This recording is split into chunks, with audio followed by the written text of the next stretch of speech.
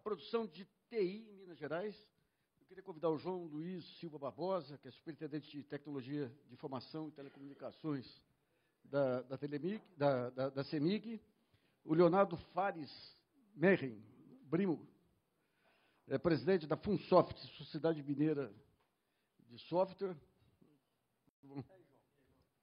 e o Marcos Távora, que é presidente da Associação das Empresas Brasileiras de Tecnologia da Informação em Minas Gerais.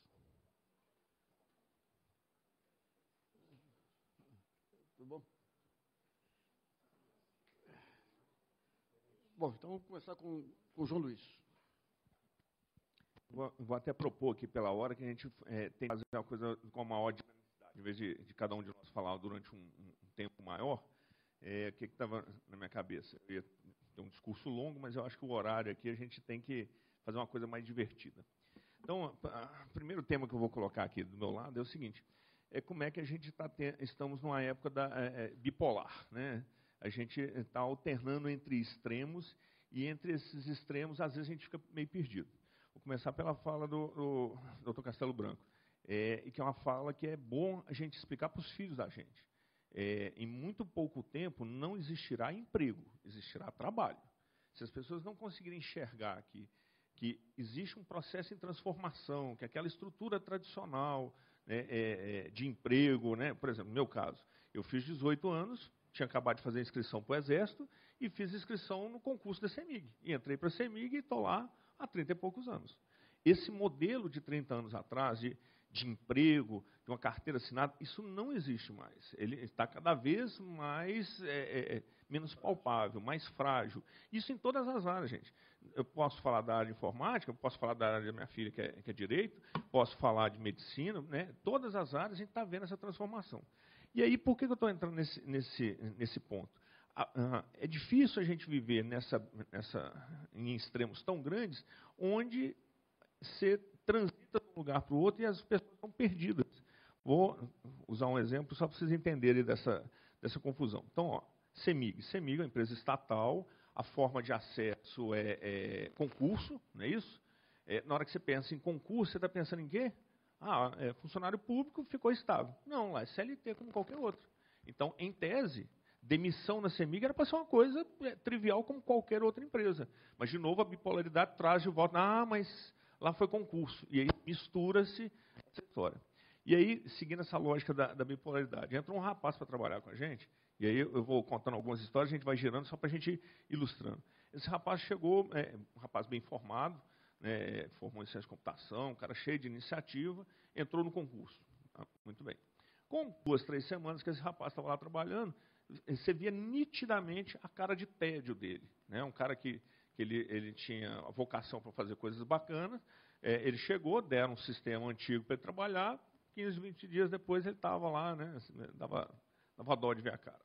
Aí eu cheguei para o rapaz e falei que inventa moda. Eu estou olhando para a sua cara que você consegue fazer muito mais. Então, o serviço que te deram, faz ele do jeito mais rápido que você conseguir, se libera e vai fazer outras coisas. Muito bem. Esse rapaz, num prazo aí de 2 meses e meio, esse rapaz ele fez um projeto que ele construiu, a agência virtual da CEMIG dentro do Facebook. Era um projeto que a gente planejava, que ia gastar aí 6, 8 pessoas, projeto de mais de ano para construir, integrando com bases complicadas, com ambiente SAP. Era um projeto grande. Ele fez sozinho, 2 meses e meio. Aí o que eu fiz? Vou pegar esse rapaz, né, mostrar ele para o resto do time e falar, gente, o cara é uma referência, vamos pensar igual ele. Muito bem, num auditório parecido com esse, o cara começou a explicar.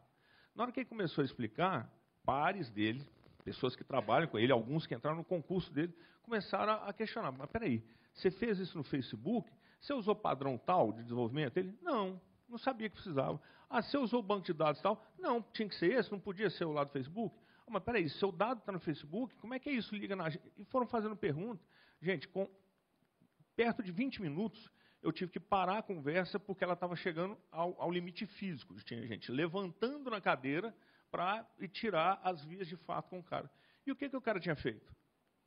Ele só não sabia que tinha um monte de limitações e que tinha que seguir aquelas limitações. E uma coisa que ia custar para a CEMIG 8 pessoas trabalhando mais de ano, que ia ter que contratar gente, ter infraestrutura, o cara fez tudo por fora. E qualquer um que da sala lá mesmo testava, entrava e ia conseguir ver aquilo funcionando dentro do Facebook.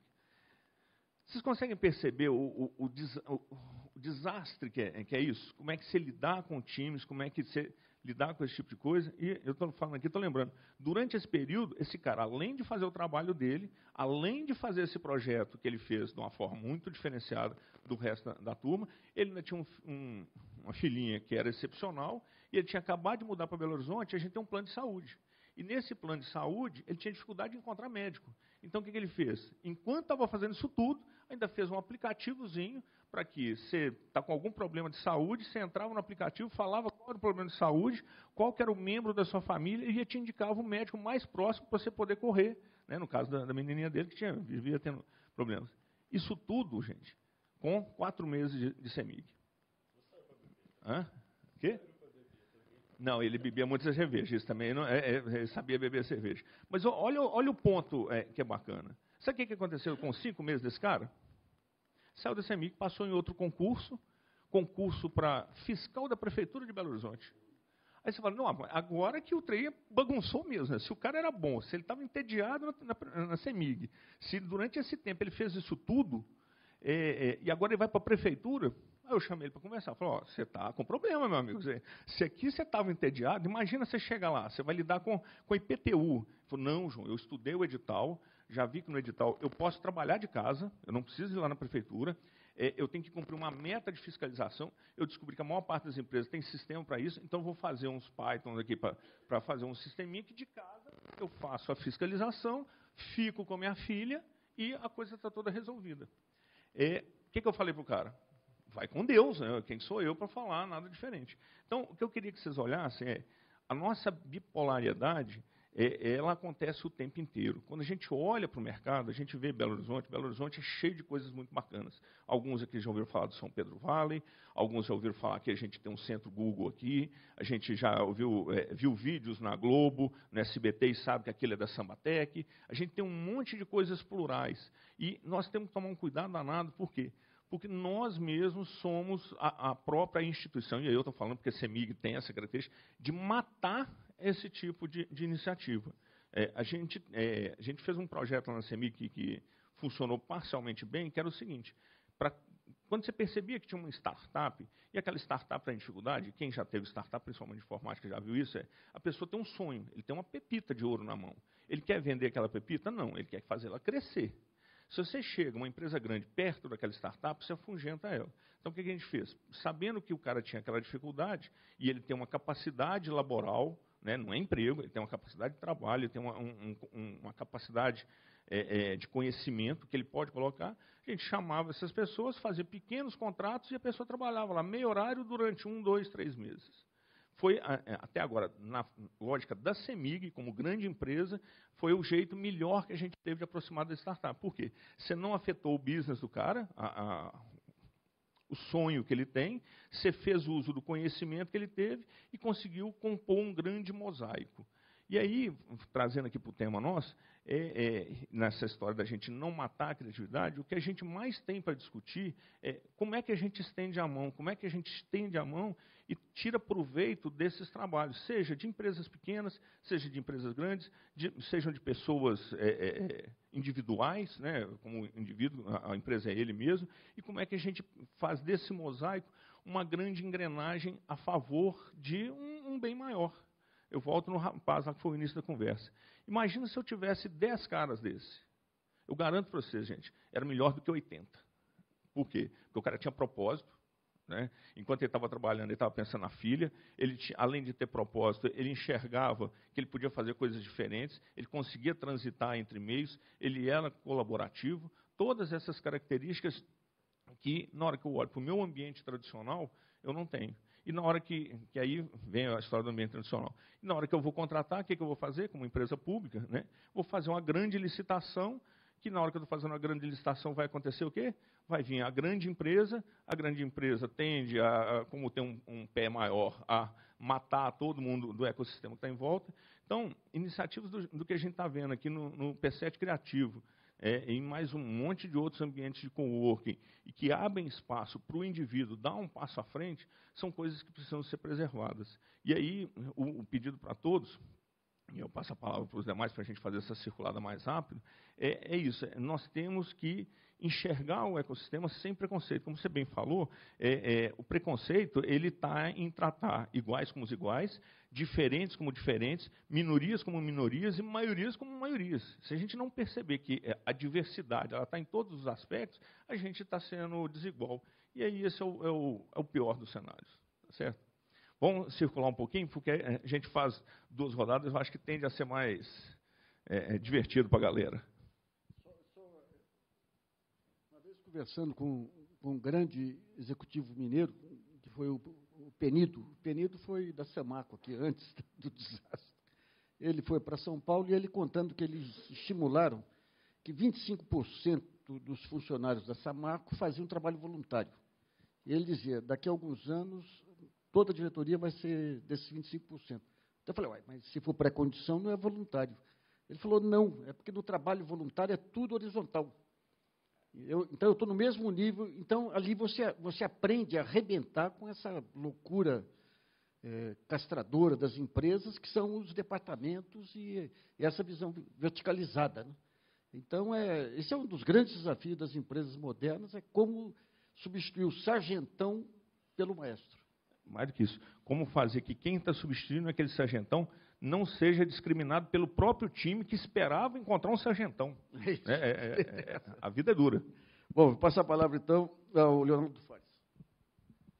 Bom, boa tarde a todos. Obrigado aí pelo convite, Léo Guerra. Eu queria tentar focar aqui em 2 pontos, a questão cultural e o que é a TI no contexto da economia moderna.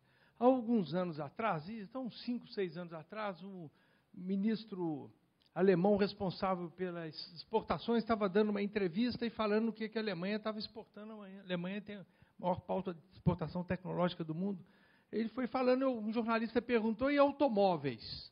Como que está a nossa exportação? Ele falou, isso eu não sei responder porque nós não exportamos automóveis. Mas como que nós nos exportamos automóveis? Nós fazemos os melhores carros do mundo e nós exportamos. Não. Nós exportamos software sobre rodas.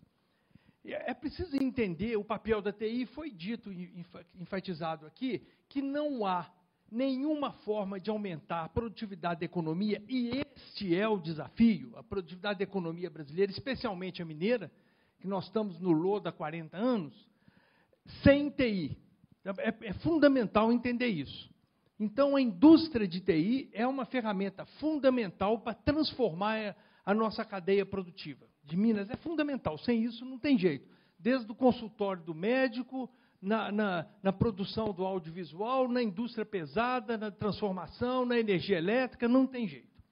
Muito bem. Aí, quando a gente vai entender essa indústria aqui, o João Luiz até já falou ali, tem uma série de potenciais muito poderosos aqui. A partir do parque educacional, que é muito forte, das grandes empresas que estão aqui, do nosso ambiente da cidade, né? Por exemplo, Minas, Belo Horizonte. Né? Belo Horizonte tem, Minas, a maior quantidade de empreendedores por 100 mil habitantes no Brasil e tem a maior quantidade de startups por 100 mil habitantes no Brasil. Né? Aí, no entanto, quando você vai para a geração de renda e geração de receita, você pula para o 9º e para o 11º lugar. Bom, aí nós vamos ver a questão cultural, o ambiente cultural é extremamente importante para isso. Né? A qualidade da cidade, desde ter o galo, que ajuda muito, ajuda demais, ter Araújo, ter o Verde Mar, ter os bares, não temos mar, mas temos os bares, e tudo isso é muito... Nós temos um potencial enorme. Agora, aonde que está a questão? No meu ponto de vista, o nosso problema é eminentemente cultural. A cultura do empreendedor, a cultura do comprador. E que fatores estão colados nisso aí? Como que se manifesta isso aí? Manifesta de um primeiro jeito. todos os empreendedores se julgam Bill Gates ou Steve Jobs. Ele vai sozinho, ele cresce sozinho. É por isso que o nosso parque é de opção de pequena empresa e, quando começa a consolidar, consolida de fora para dentro. Então, como diz um companheiro, parece que as vaquinhas de fora vêm no nosso pasto, tá? E vai levando as empresas. Não tem nenhuma história de uma consolidação relevante partindo de Minas na área de TI. Não tem. Né? Então, esse é um grande problema. A outra coisa, entre aspas, a aversão à internacionalização. Nós temos uma dificuldade muito grande de entender que esse setor é um setor eminentemente global. Não existe fronteira. Não existe fronteira. E esse é um problema muito grande que está na cabeça do nosso empreendedor. Então, ele tem uma dificuldade muito grande de se associar. Vamos associar para crescer, vamos fundir, vamos, enfim, tem uma dificuldade muito grande para isso. Tem uma dificuldade muito grande nas relações internacionais, ou seja, nós temos um mercado grande, para que pensar no outro mundo? E temos um problema seríssimo do complexo de vira-lata, que não é só nosso, mas aqui também acontece. Os compradores, os grandes compradores, gostam de comprar marca. Eles não gostam, eles não analisam o que está comprando, o contexto. Gosta de comprar uma marca. Obviamente que a marca tem força em qualquer lugar do mundo. Obviamente que tem marca. Não é por outra razão que uma mulher entra numa loja do Louis Vuitton, fica lá 6 meses na fila para comprar uma bolsa de $30 mil. Junta e compra. Isso claro que funciona. As grandes marcas funcionam. Mas aqui é uma coisa impressionante. Então, eu acho que a gente precisa de trabalhar, e este contexto da economia criativa, este ambiente é fundamental para isso. Nós não vamos vencer esse desafio, dar um salto, se não houver uma mudança cultural. Isso envolve diversidade, isso envolve cabeça aberta para tudo que acontece em torno do mundo, isso envolve capacidade de receber o novo, não de forma reativa. Enfim, eu acho que o desafio para mudar esse negócio é um desafio cultural da parte do empreendedor e também da parte dos principais players do mercado, num primeiro momento, que depois muda o resto. É isso. Vou fazer uma perguntinha para todo mundo aqui. Todo mundo já foi criança aqui, já brincou de sabe aquele joguinho de tabuleiro chamado Banco Imobiliário? Quem já jogou Banco Imobiliário? Quase todo mundo. Alguns já jogaram, os homens às vezes gostam muito do War. Né? Muito bem. Qual que era a principal característica, seguindo o que o Léo estava falando, desses jogos? Ao final do jogo, um ganhava. O resto todo mundo perdia. Hoje, quando a gente vê os adolescentes, e essa turma já está entrando aí nos 20 e poucos, você vai encontrar jogos aí, vou falar 2, né, que tem lá em casa. Um chama Pandemic, que eu acho que ninguém conhece aqui, e o outro chama Transformando Marte, em inglês. Né? Qual que é a característica desses 2 jogos e que a moçada está aprendendo? Ganha, ou todo mundo ganha, ou todo mundo perde. Então, no caso lá do Pandemic, é um jogo que está tendo uma epidemia global. Cada um dos jogadores tem um papel naquela epidemia global. Ou você salva toda a população da Terra, ou toda a população da Terra está morta. Então, a gente já percebe a sociedade. O problema é que nós estamos velhos, né? A gente tem que olhar, de novo, na questão lá da bipolaridade, como é que a gente traz isso para o ambiente? Como é que a gente traz isso para o ambiente nosso aí? Como é que a gente faz com que cada um que quer ser Bill Gates, não seja Bill Gates, vão ser colaborativos? Você tem um modelo educacional, até se tentou trazer aqui para o Brasil, que é a questão, usando a internet, que é o conceito de games e de projetos para a escola. Então, em vez de você ter aquela competição entre os alunos, você tem o game, o aluno tem que mudar de patamar, e a escola, a aula presencial, é o local onde o professor vai ser seu aliado para você poder mudar de etapa. E ele vai te alocar em grupos que estão afim. E o gozado é que eu escrevi isso aí, depois que eu vi uma apresentação daquele... sino-americano, que até quem trouxe foi o Lehmann. Eu vi a apresentação, fiz um artigo, daí eu recebi um trabalho do Vanderlei Guilherme dos Santos, um grande cientista político, que trabalhava no IPEA no começo dos anos 70, e ele pensou a mesma coisa. O ensino não pode ser o mesmo, padronizado para todos os alunos. Ele tem que acompanhar o ritmo de cada aluno. E ele pensava, falava, então onde vai ficar o ensinamento? No computador. Isso aí, você não tinha nem a indústria do microcomputador. Apresentou o trabalho, fala, com isso você faz uma revolução educacional e faz uma revolução industrial, porque você vai estimular os computadores. Né? Por isso que eu digo, o pessoal fala muito em desperdício no Brasil, o maior desperdício são de grandes ideias. Mas sobre esse negócio de ser Bill Gates, no começo dos anos 90, o Clipper era o grande programa aí, todo mundo usava o Clipper. E uma rapaziada de São Paulo criou o Joiner. O Joiner era um clipe aprimorado. E os bancos estavam começando a atuar. Daí eu entrevistei lá o rapaz no meu programa, falei, olha, eu vou te colocar em contato com alguns bancos de investimento para vocês entrarem no mercado americano. Não, com essa ideia nossa aí, em 2 tempos nós dominamos o mercado americano. Morreu o Joiner antes de nascer, né? Pô, só uma questão que a gente... Viu, João? Falando o seguinte, o professor Virgílio Almeida, que é uma das melhores cabeças que a gente tem aqui em Minas, ele diz o seguinte, Minas é assim, a gente tem muito neurônio e pouca sinapse. É isso. Essa mudança, se não fizer essa mudança cultural, não tem. Você tem Dom Cabral aqui, os maiores clientes do Dom Cabral estão lá em São Paulo. Rapaz. Não tem. Eu chamo a atenção para essa parte de internacionalização, eu fui conhecer a experiência de Nova Serrana. Nova Serrana são pequenos empresários aí de área de calçados. Eles pegaram todos os recursos disponíveis, de Sebrae, de FIENG, e tudo, montaram uma área lá para atrair compradores externos. Então, você tem visitas permanentes, ou seja, se uma cidade pequena, num setor tecnologicamente, tem espaço para crescer, mas tecnologicamente simples, conseguiu montar um centro para atrair grandes compradores do mundo inteiro, por que Belo Horizonte, com a indústria de TI que tem aqui, e de aplicativo, não consegue também? Né? Na velocidade que precisa. Pois é. Bom, vamos passar a palavra ao Marcos Távora, depois a gente continua a rodar. Gente, boa tarde. Primeiro eu gostaria de agradecer, que é uma honra para a CESPRO participar desse nobre evento, e o Léo Guerra, né, que dispensa comentários, que o P7, né, Léo, é nosso co-irmã.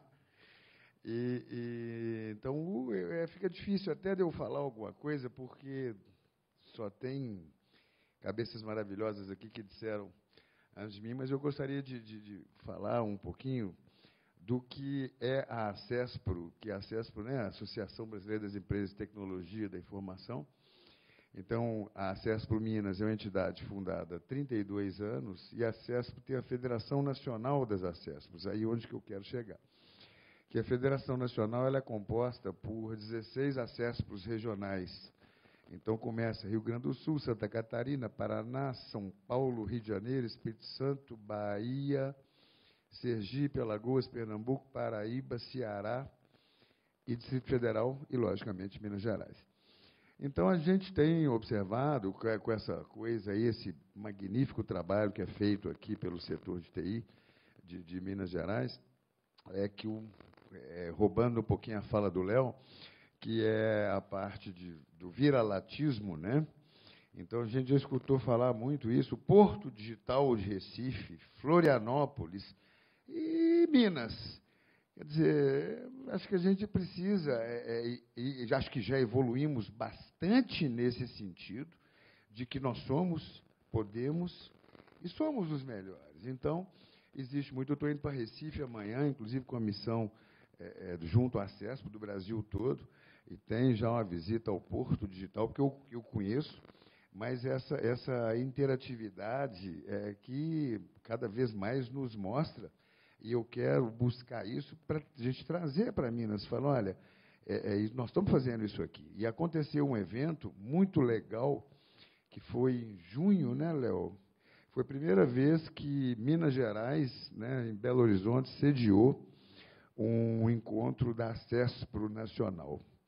E o Léo nos deu a honra, belíssima palestra, que ele externou isso para o Brasil inteiro, que esse ecossistema que a gente tem aqui em Minas Gerais não existe no Brasil, né, Léo? Então, foi para explicar o que é o MGTI, como é que funciona, o que é a CESP, o que é a Funsoft, o que o Sindinfo, o que a Sucesso estão fazendo. Então, acho que isso é uma maneira de atrair, porque Minas realmente está à frente disso. O pessoal saiu daqui bastante impressionado.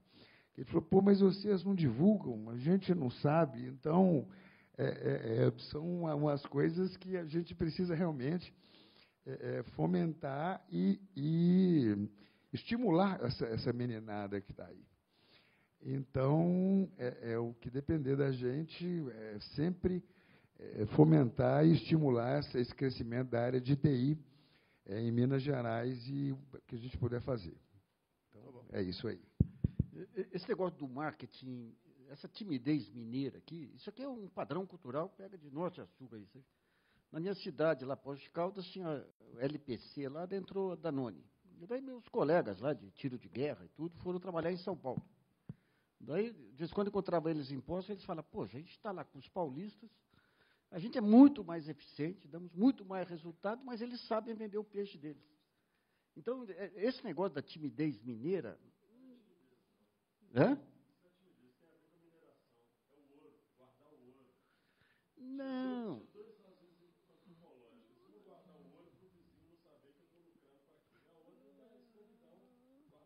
Mas eu não vou contar os meus méritos, não vou fazer propaganda das minhas vitórias para... Lá no sul de Minas, a gente não teve mineração, não, mas...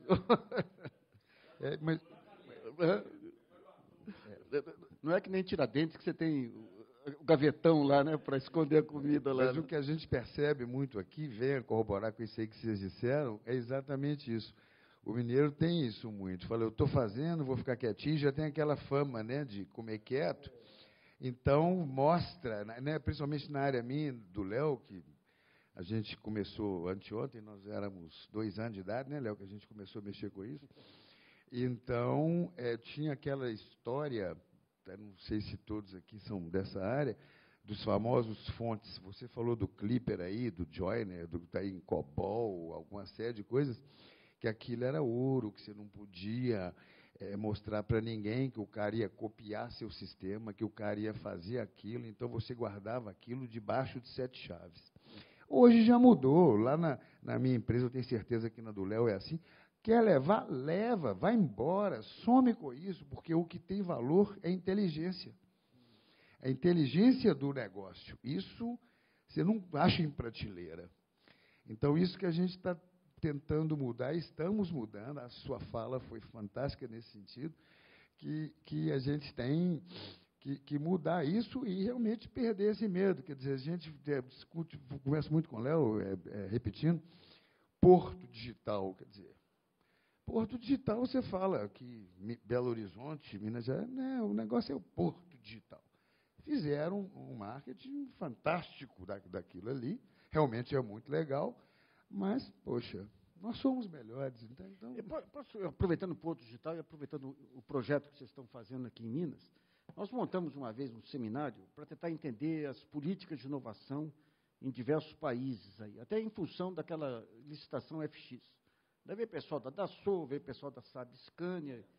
E uma lição que ficou muito claro, daí entra a questão da máquina e das pessoas, é que a convivência informal, é por isso que hoje você pega Google e tudo, tem todos aqueles ambientes, internamente, com bares e tudo, a troca de experiência, nada substitui para a criação de um ambiente criativo do que o contato pessoal e essa troca de experiências.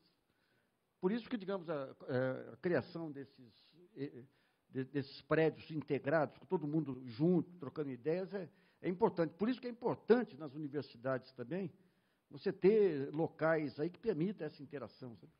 Interessantíssimo, exatamente. Eu queria que o Léo desse um depoimento. Nós tivemos aqui, recebemos um professor, eu esqueci o nome dele, um PhD, morou, acho que 12 anos na Universidade de Colômbia e tal, e ele veio aqui, quando ele visitou esse espaço nosso, e ele viu que o Léo vai dizer aqui agora, ele foi e nos deu aula. Eu gostaria que o Léo falasse exatamente isso que você acabou de falar.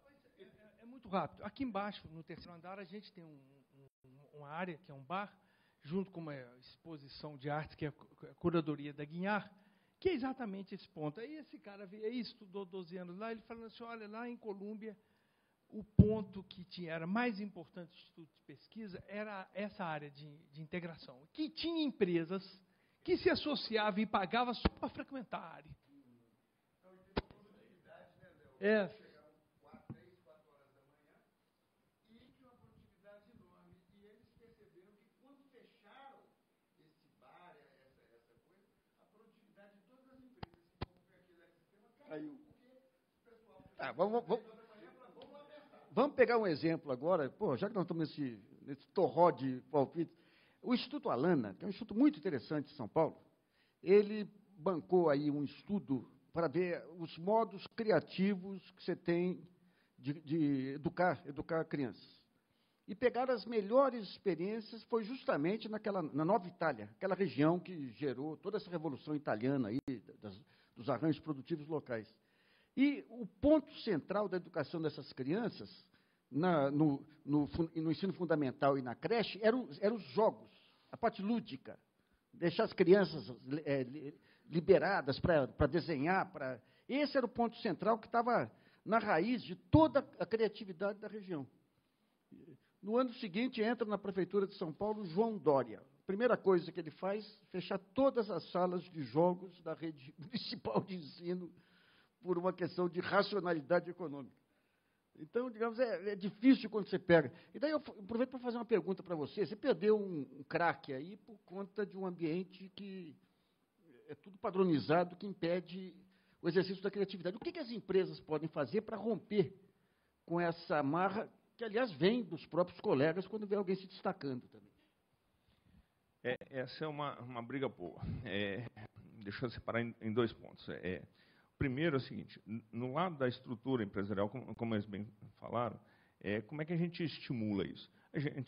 Gestão é baseada em indicadores, né? Nenhum de nós aqui vive sem indicadores, e se você não tiver indicadores, você não sabe se a coisa está indo bem, né? Não vou ficar fazendo apologia de indicadores.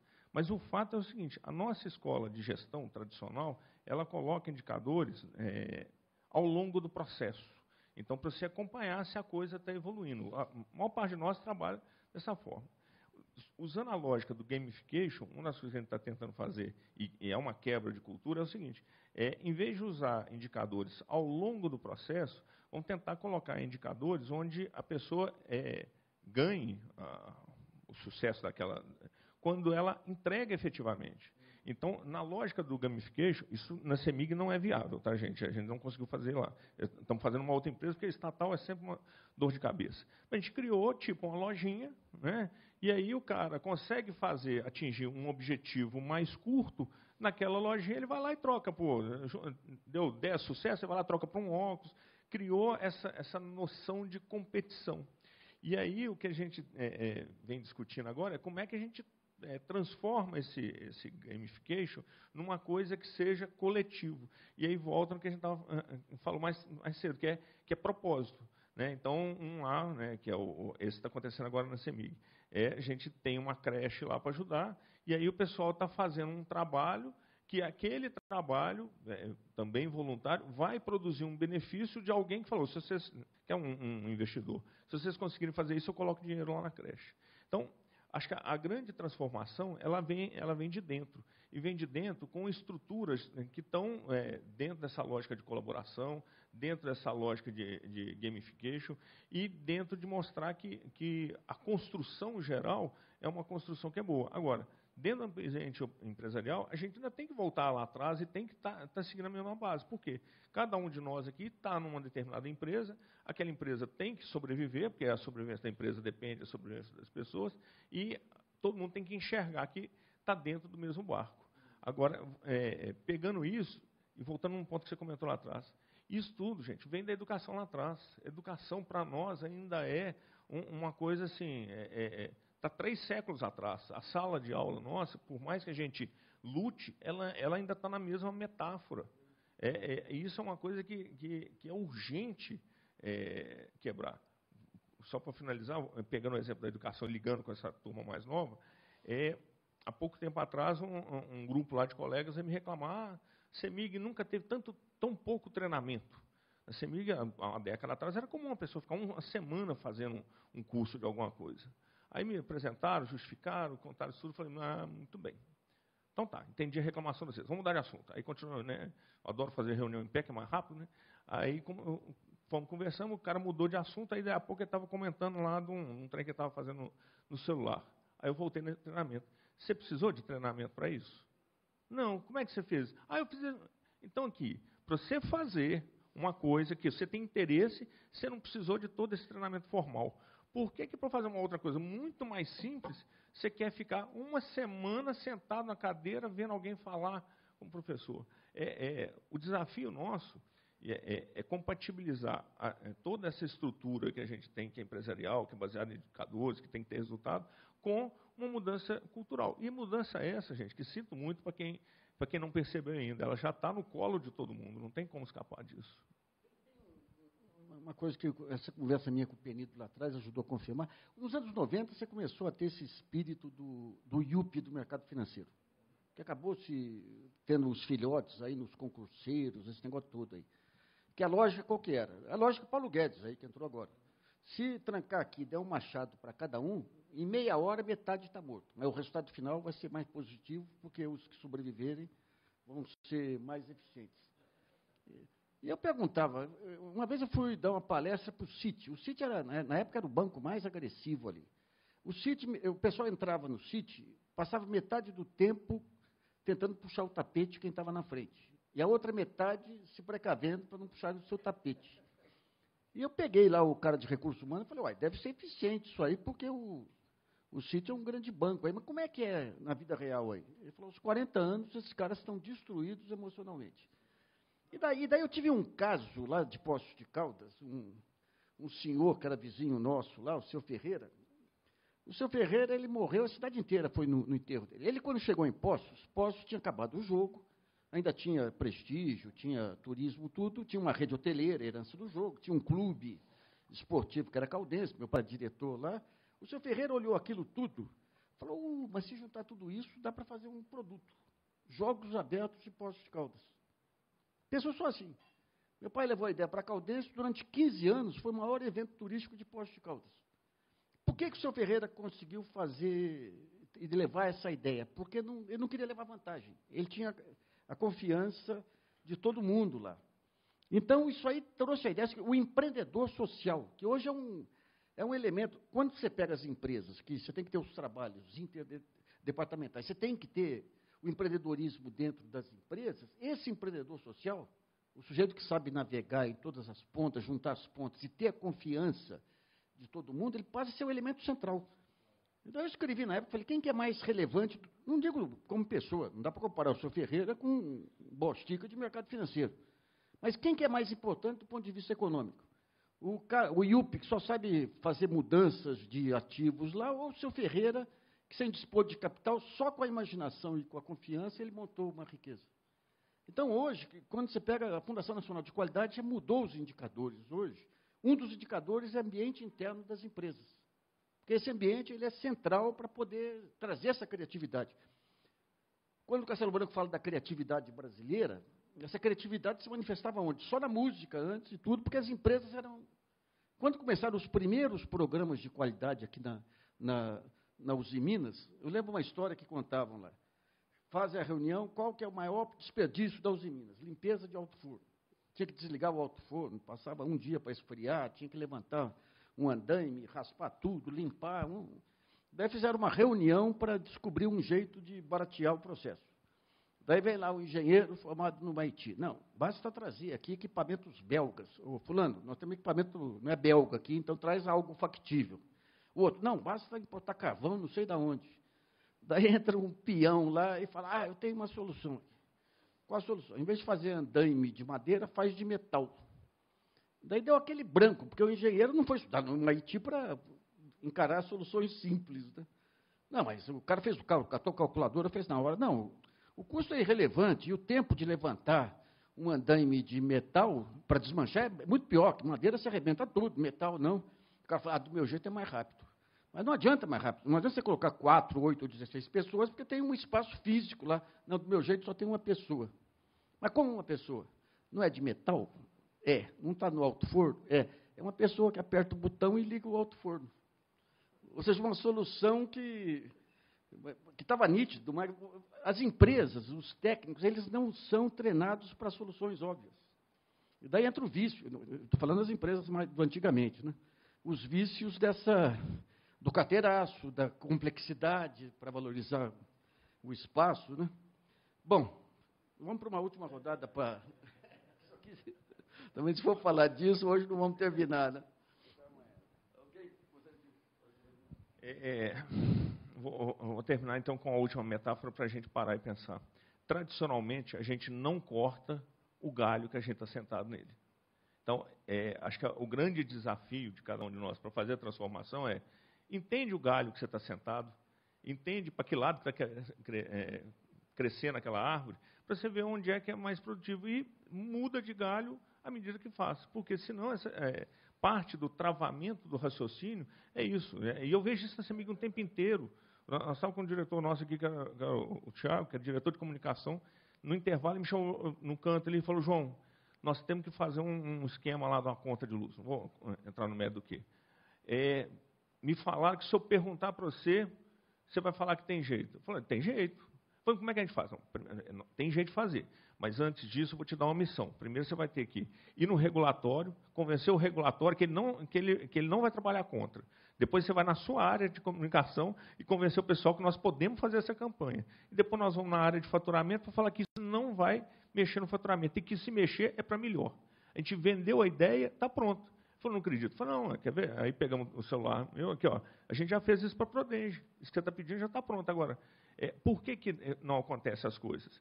Porque o cara do regulatório, ele está sentadinho no galho do regulatório, fala, não vou mexer na lei. Ele não quer nem ler a lei, ele não quer mexer nela.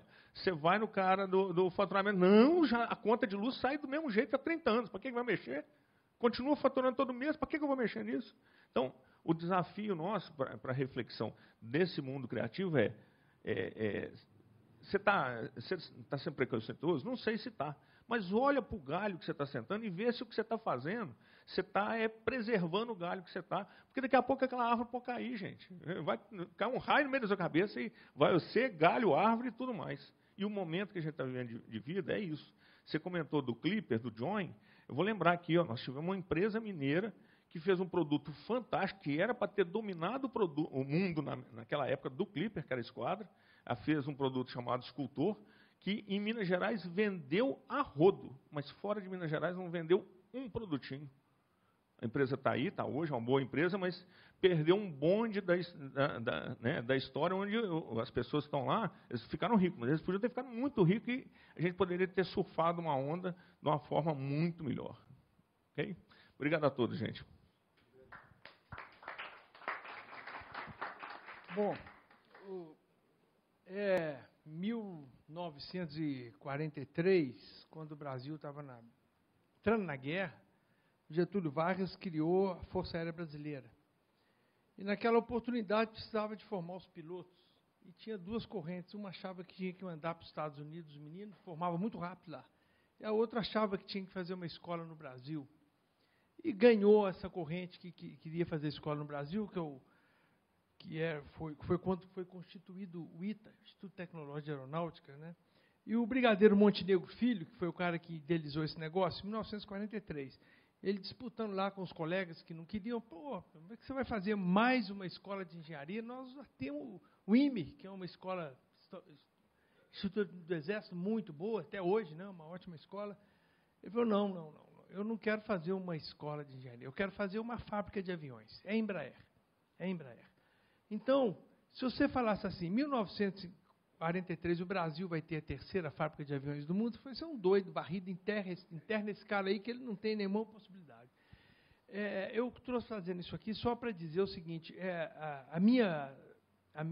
o meu otimismo, a minha crença e o meu sonho, no seguinte sentido, essa iniciativa que está tendo aqui em Minas do P7, ou seja, você pegar toda a economia criativa, a indústria criativa, põe esse povo todo junto, misturado e trabalhando, você fala, que fábrica de aviões vai sair daqui? Eu nem sei o que vai acontecer, o que pode acontecer.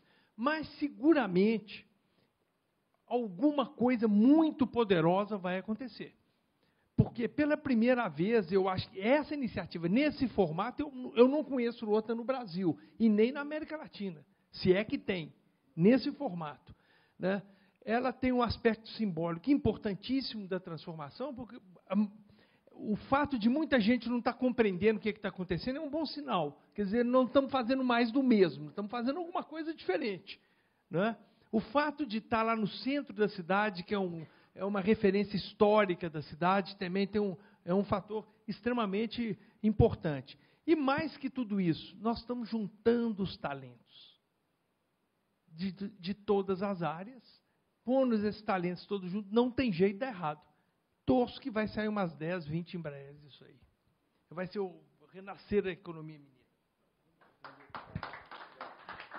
Sabe aquele prédio, quando eu tinha meus 10 anos, meu pai me trouxe aqui até para ir consultar a vista. Daquele prédio, sabe o que a gente via lá embaixo? Árvore com lacerdinha. Os mais velhos, acho que lembram que levam lacerdinha.